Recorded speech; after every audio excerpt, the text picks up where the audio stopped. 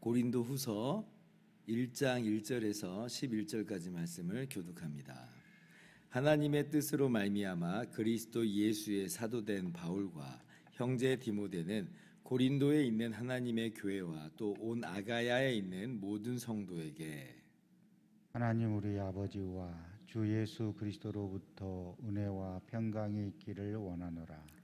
찬송하리로다. 그는 우리 주 예수 그리스도의 하나님이시요 자비의 아버지시요 모든 위로의 하나님이시며 우리의 모든 환난 중에서 우리를 위로하사 우리로 하여금 하나님께 받는 위로로서 모든 환난 중에 있는 자들을 능히 위로하게 하시는 이시로다.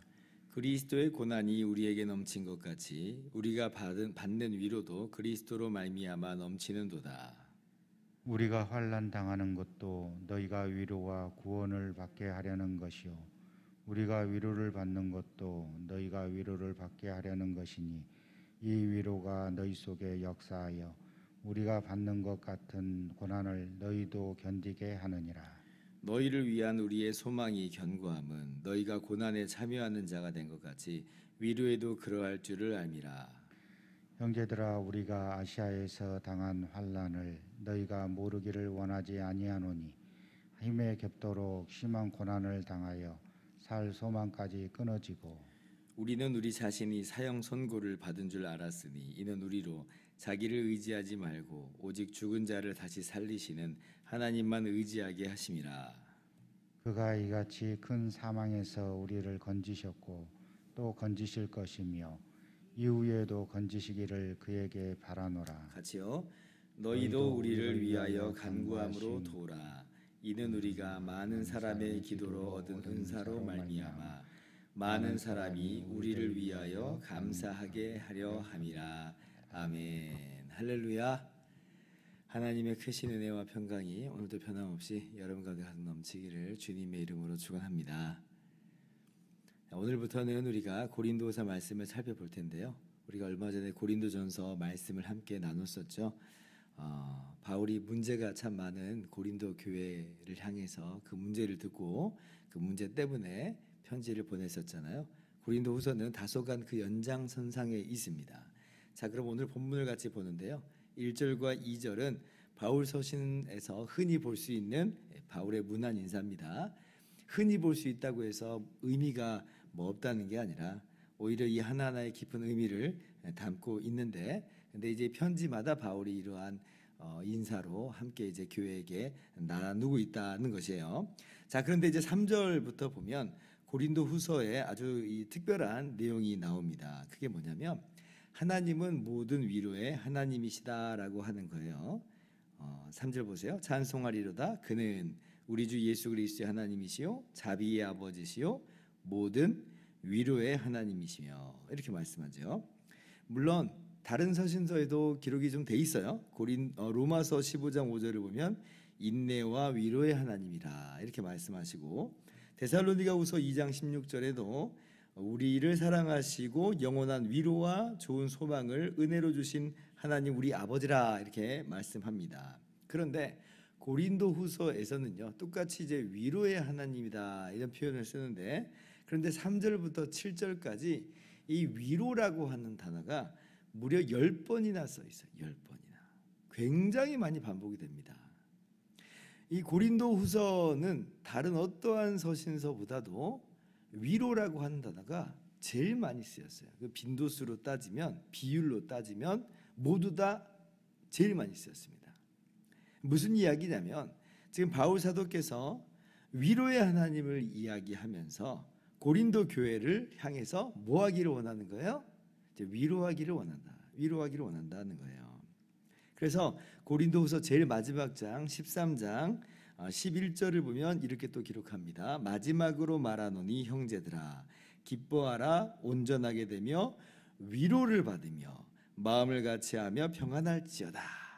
그러니까 처음과 맨 마지막에 위로라고 하는 이 단어를 함께 쓰면서 고린도 교회를 위로하기를 원하는 그런 바울 사도의 마음을 우리가 여기서 읽어낼 수가 있는 거예요. 그런데 그렇다고 해서 그것이 뭐 값싼 위로를 말하느냐, 뭐 좋은 게 좋은 거다 이런 식으로 말하느냐, 그냥 다 얼렁뚱땅 넘어갑시다. 고린도전서에서 내가 얘기했던 내용 다 잊어버리고 그냥 얼렁뚱땅 넘어갑시다.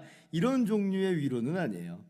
하나님으로 말미암는 참 위로를 전하는 것입니다.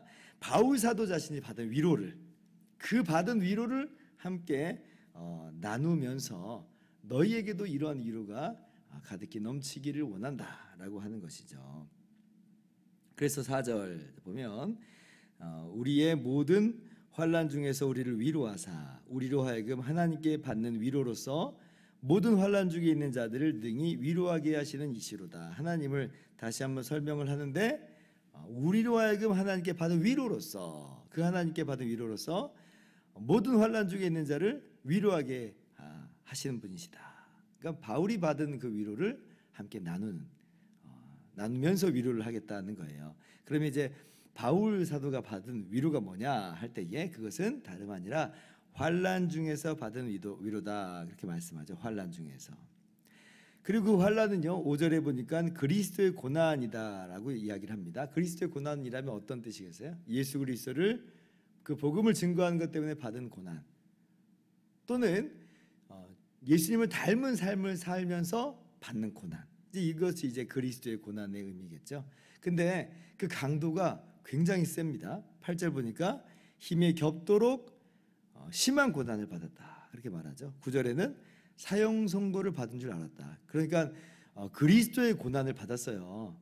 뭐 그리스도의 십자가 대속의 그 고난을 받은 건 아니고 그리스도를 전하다가 또는 그리스도를 닮은 삶을 살다가 고난을 받았는데 그 강도는 마치 죽을 것 같은 고난, 사형 선고를 받아서 그냥 끊어졌다, 난 죽었구나 라고 할 정도의 고난을 받은 거예요.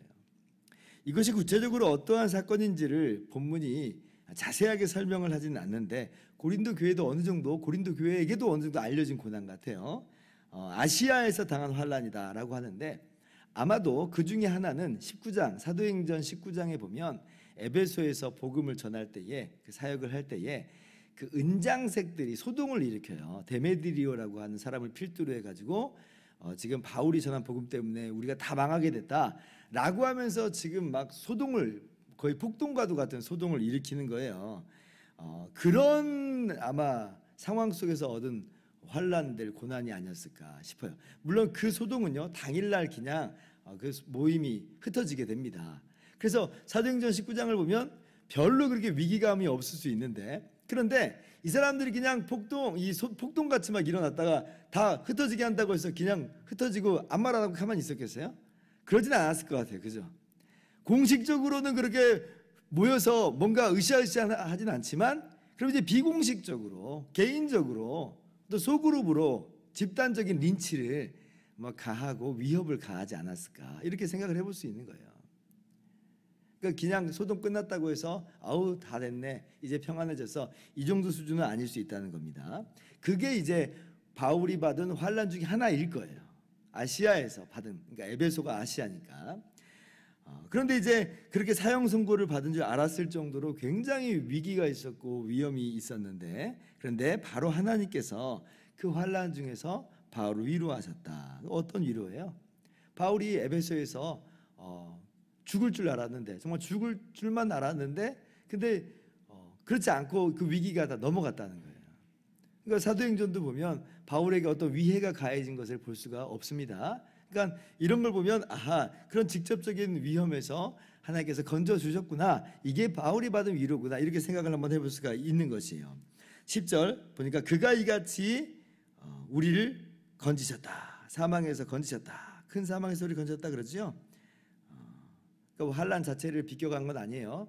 그러다 환난 중에 있었으나 하나님께서 건져내셨다는 것이죠. 그러니까 하나님 위로하시는 분이다. 그런데 우리가 이것만이 이제 바울이 받은 위로의 전부다, 이렇게 오해하면 안 됩니다. 왜냐하면 바울이 이제 결국 어떻게 이제 순교를 당하냐면 로마에서 이 참수형을 당해요. 참수형을 당해서 순교를 당합니다. 아니 그러면 에베소에서 아시아에서 당한 고난은 하나님께서 위로해 주셨고 로마에서 받은 고난은 하나님이 위로하시지 않는 거예요. 그러니까 자칫 환난에서 건져주신 것, 당장 눈앞에 보이는 환난에서 건져주신 것만 생각하면 오해할 수가 있어요. 그것도 위로 맞고요. 그런데 궁극적으로 바울이 받은 위로는 뭐냐면 지금 이 고난을 훨씬 뛰어넘는 영광의 구원을, 부활의 생명을 주신 그것이 바울에게 있었던 진짜 위로가 되는 거예요. 로마서 8장 18절에 이렇게 기록하고 있죠.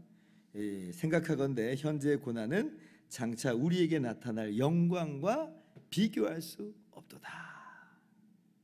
그러니까 위로가 되잖아요. 지금 당장은 죽을 것 같은 고난이에요. 심지어는 로마에서는 결국 참수형당하고 순교까지 당해요. 그러나 그렇다고 해서 아이고 위로가 없어졌네, 이게 아니고 장차 우리에게 나타날 영광이 있으므로 위로를 받는다는 거예요. 위로를 받는다. 이 두 가지가 같이 우리가 이해가 돼야 됩니다. 이러한 위로를 지금 고난 가운데 있는 또한 고린도 교회에게도 함께 나누고자 하는 것이죠. 우리에게도 마찬가지입니다. 우리의 삶도 여러 종류의 고난들이 있을 수 있어요. 그리스도의 고난, 대표적으로 우리가 받는 고난이고 또 때로는 또 까닭 없이 당하는 고난들도 있지요. 그러나 분명한 것은 모든 위로에 하나님께서 우리를 위로하여 주신다. 위로하여 주신다. 당장의 환난 속에서 우리를 건지시면서 위로하시고 혹 그렇진 않을지라도 영원한 부활의 생명을, 영광의 하나님의 나라를 우리에게 기업으로 주시는 것으로 우리를 위로하신다. 그러니 우리가 그 안에서 참된 위로를 받고 평강을 누릴 수 있다라고 하는 것이죠. 오늘 그러므로 우리를 위로하시는 하나님을 바라보면서 여러분의 모든 삶을 감내되고 견뎌나갈 수 있기를 바랍니다. 고난이 우리를 집어삼키지 못합니다. 환난이 우리를 무너뜨리지 못해요. 왜냐하면 환난 중에서 우리를 위로하시는 하나님이 계시기 때문에 그래요. 이것을 힘입어서 고난을 견뎌나가시고 또 그리고 하나님께서 여러분에게 부어주신 그 위로로 말미암아 다른 사람들을 위로하는 여러분들이 되시길 바랍니다. 기도하겠습니다.